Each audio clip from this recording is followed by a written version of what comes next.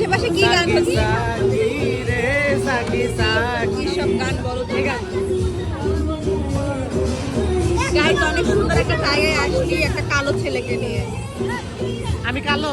তো তুমি তো কালোই। গাইস বলেন আপনারা আমি কালো নাকি ফর্সা? কালো কালো কালো কালো।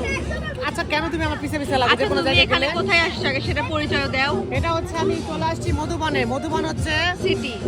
সিটি। এটা হচ্ছে অনেক সুন্দর একটা পার্ক।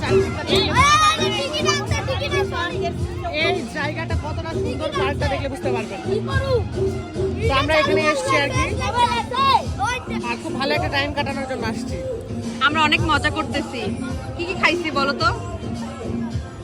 দেখে আমি শহর থেকে শহর